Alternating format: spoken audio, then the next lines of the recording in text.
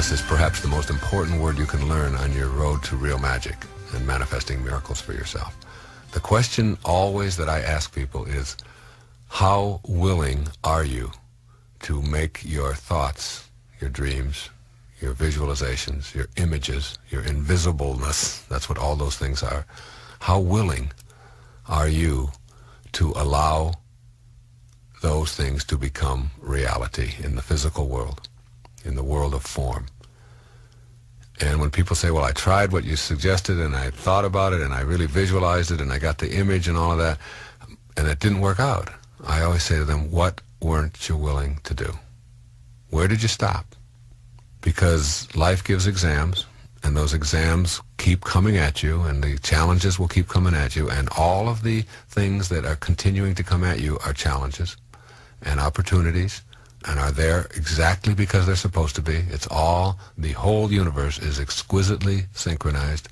It's all operating in its own perfection, and you have to see all of these events and all of these things that you'd have judged to be failures, and all of these things that you thought were obstacles, or all of the events that you thought were horrible or blissful or beautiful, whatever they're all supposed to be there. There's no accidents at the subatomic level, the tiniest little quarks that there are in the subatomic field. Every one of them is on purpose. It may look like chaos, but it's not.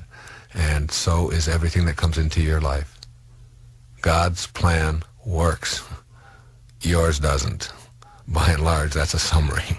And you have to be willing to connect to that grand design, that grand plan. And willingness is like a student who is ready knows that anything that shows up is something that you can say, I'll look into that. I'll check that out. It is somebody saying, well, you know, you might try this, and instead of you saying, no, I've tried that, that doesn't work, you stop and you say, yeah, I'm ready now. I'm ready to give that an effort. The student who is ready is a learner who is willing.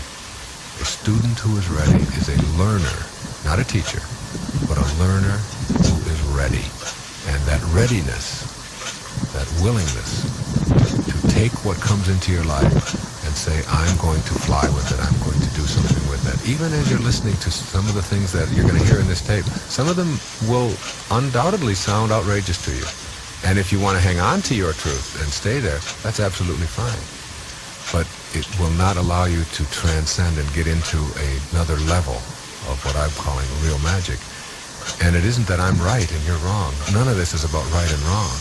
If anybody has any suggestions or thoughts to me, and I get letters by the thousands weekly from people who offer me suggestions on how to say this, or maybe it wouldn't be that, or somebody send me a pamphlet about this is what this meant to me, or why don't you read that book, or whatever. And I have a huge file in my office where I take those things and I put them in there and I go through them periodically, and I will send my secretary over to order these different books that people have recommended, and I've shifted many of my perceptions and beliefs based just upon being willing to hear something new and to have someone explain it in a different way.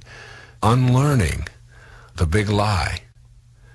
The big lie is that you are limited, and that doubt and fear are the way that you learn things, is by having that willingness. I don't think there's any more key word than willingness or readiness in your entire vocabulary. Being willing to try something new.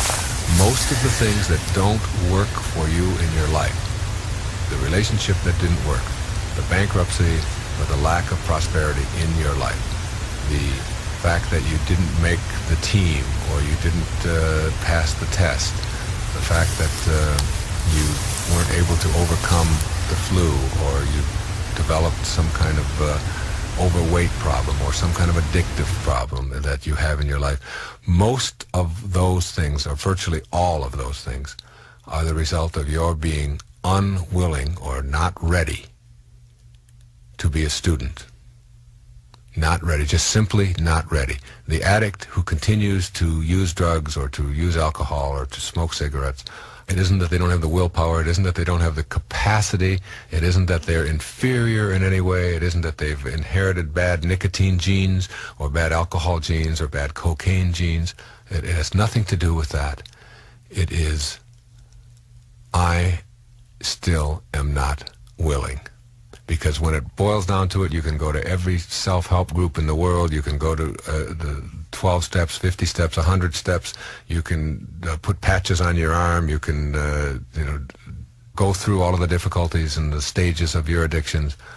But by and large, when it gets right down to how do I change a behavior to become more magical as a human being, you have to do it yourself. You have to, in the bottom line, in the end, you have to be willing.